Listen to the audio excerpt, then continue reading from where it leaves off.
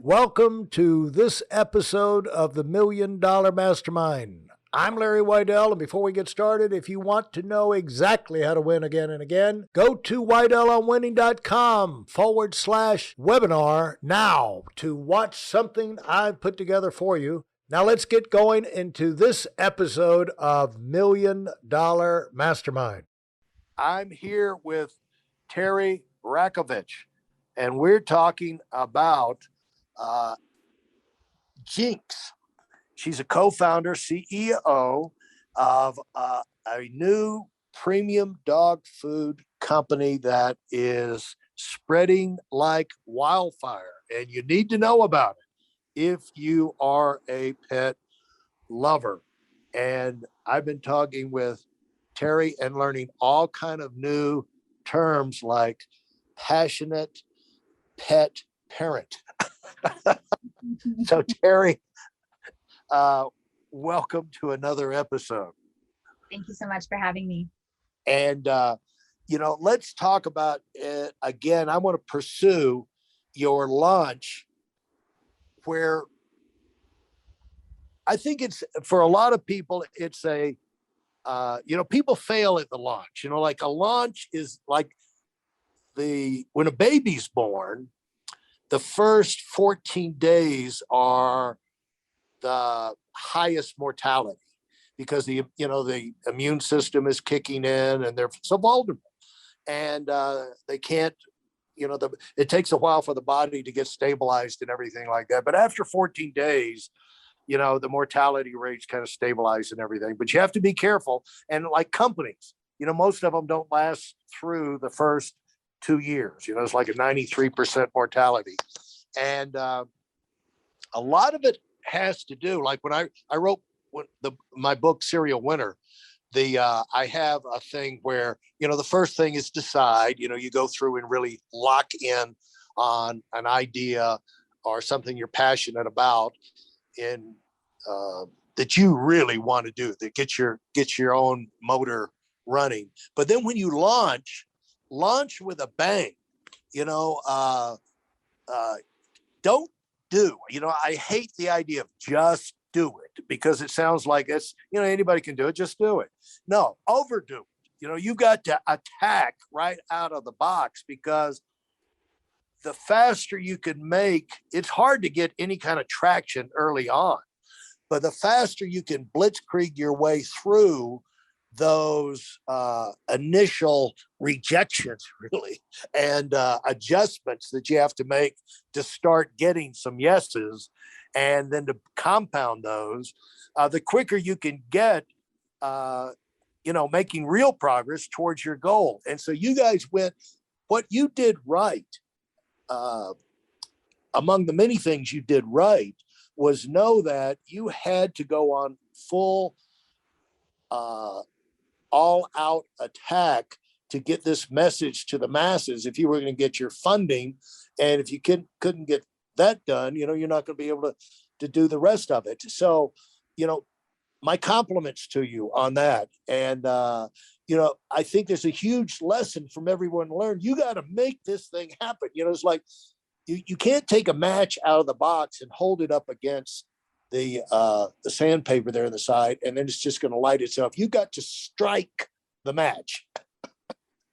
Absolutely. And sometimes you have to do that 3 or 4 times before it actually catches on. So you have to make this, your business, come alive, and you start that with your first prospecting thing. And so did you learn that from your previous experiences in business, helping other products launch and seeing how maybe they didn't put enough energy into the launch or enough thought into it, or prioritize it correctly? Because you guys, somehow you had that as a priority, and because you had a focus, you can strike the match. You can get through that initial thing real quick if you make it. Like when I went to my expansion in the financial services from Atlanta up to North Carolina, after 4 years, the company started expanding. So I went up there, and I had it in my mind that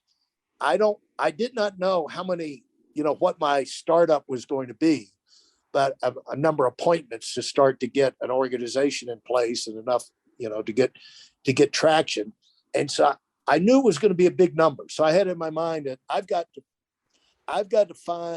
get through 500 presentations as fast as humanly possible. And maybe that'll do it. Maybe that won't do it, but I'm going to keep my head down. I'm not going to worry about who says yes, who says no. I'm going to do 500 as fast as possible. And, I never got past 133. It took me 3 months to get 133 done, but that's all it took. And so, but I had the big number in my mind. And so for me, it was 3 months too, kind of like with you guys. So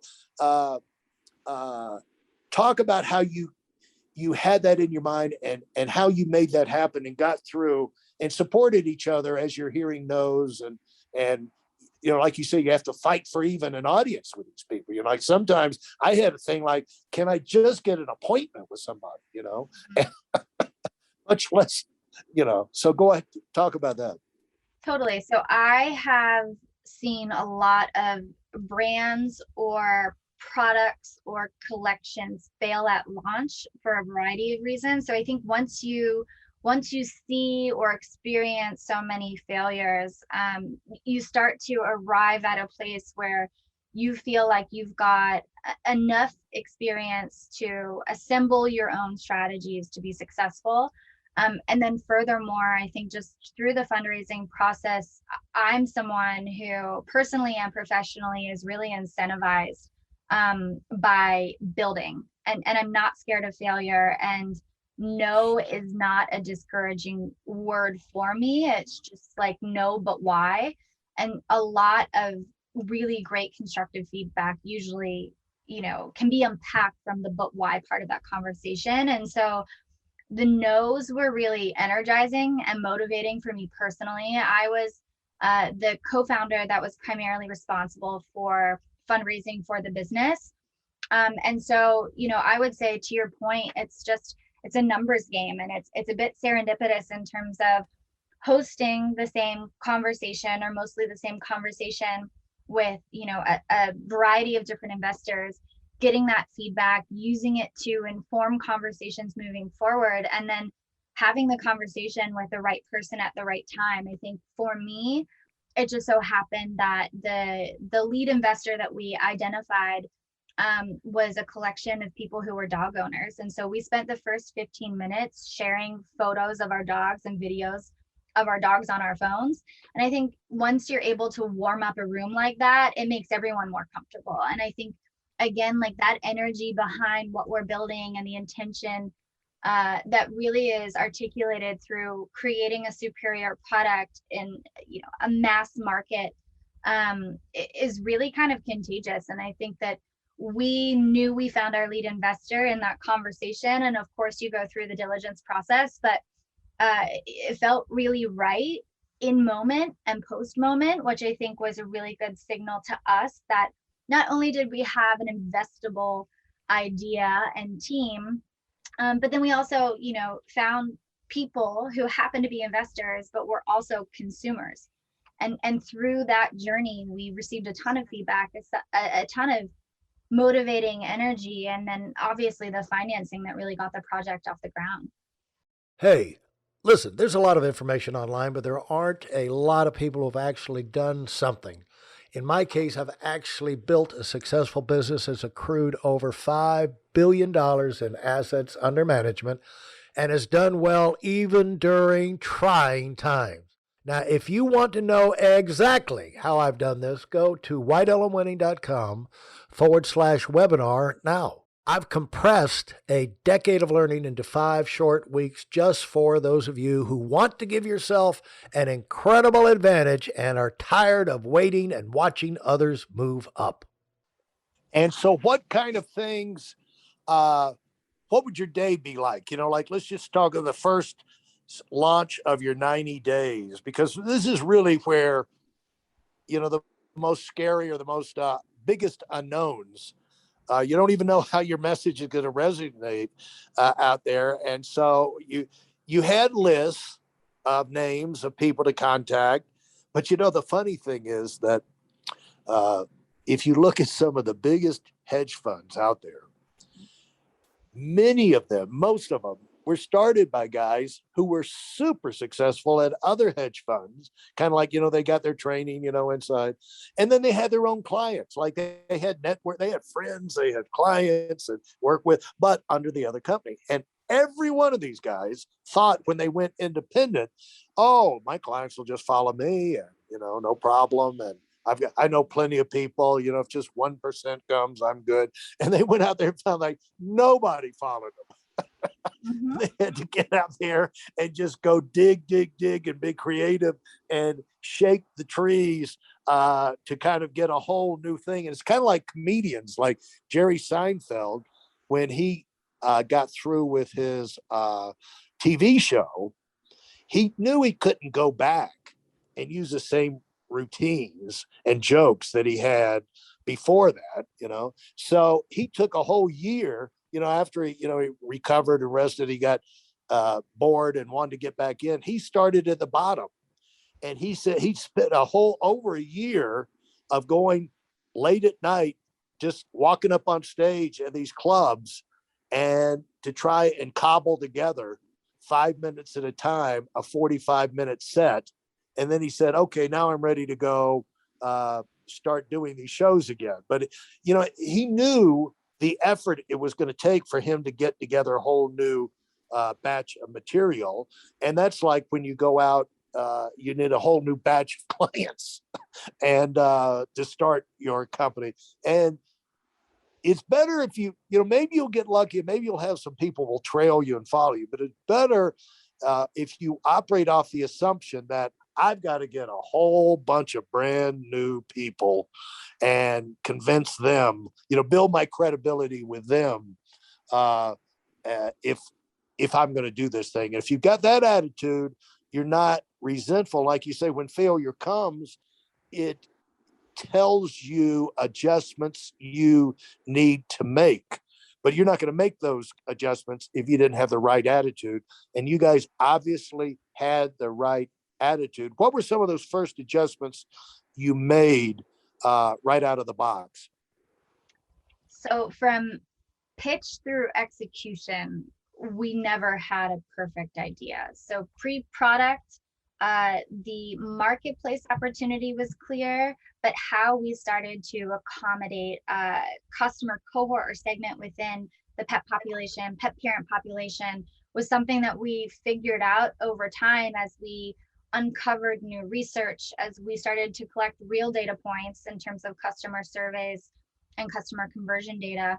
And then also as we just generally receive, customer feedback, both solicited and unsolicited. And so I would say, because we all had experience working at early stage businesses, we knew that we had to build a really flexible plan. And typically, the startup environment is one where you need to be agile and on your toes, because there's fires every day, right? And so it's just like, where are you spending your time? Where can you add the most value? And how can you kind of get things done and keep your team really energized? But I would say building a flexible plan was something that we knew we needed to go to investors with, optimizing that plan over time, and then getting into a position where we were approaching our launch date, and thinking about the first 1,000 customers as being the most critical customers, because to your point, they start to have this compounding impact as it relates to word of mouth and really advocacy of your business and your product. And so starting to figure out how to design for those first 1,000 customers was really kind of the objective as we thought about our go-to-market playbook, and really just bringing the brand identity to life. The thing I really appreciate you spending time, because for everybody who listens to this that is a little bit older than you, they'll have a whole different attitude about millennials. I hope so. And it's out of every group, generation, or whatever, you only have a small percentage that really will dream big and are willing to pay the price to do great things. And, the impact that you're going to have outside of your business is going to be staggering. And so I'm so proud of you. I can't tell you, and tell your co-founders I'm proud of them too. Look forward to meeting them. And where in LA are you guys located? We are in West Hollywood. So we Okay. are headquartered in West Hollywood, and then we've got a couple of satellite team members, but the majority of the team is headquartered in West And, Hollywood. and where's your manufacturing? You have a variety of manufacturing centers, basically for delivery and distribution and things like that. We do, yeah. Everything is produced and distributed domestically. Okay. Well, congratulations. Appreciate the time. And I'll give you one last chance to pass on something that will cause our dog loving listeners to want to take a look at JINX. Where can they find JINX? I'm sure they can order online, but where can they find it, and why should they be interested? Go ahead. This is let's get them interested in doing something good for their dogs. The website is thinkjinx.com, and then we also sell our products in Petco, on Rover, in Bloomingdale's, and in Target. And then really our assortment is designed to support the modern dog's lifestyle, delivering balanced nutrition in every bite, and doing that by including real premium ingredients in the right proportions that are really tailored to be appropriate for the modern dog. Thanks so much, Terri. Appreciate the time. You work great. Thank you so much, Larry. If you enjoyed what you've heard and are dead serious about finding out for yourself exactly how this works in the real world, I've taken the most valuable business lessons I've learned over 40 years and put them into something for you to watch. Go to whiteelementary.com/webinar now in order to move up as fast as possible. I'm Larry Weidel, and I run the $1 Million Mastermind. Go, go, go.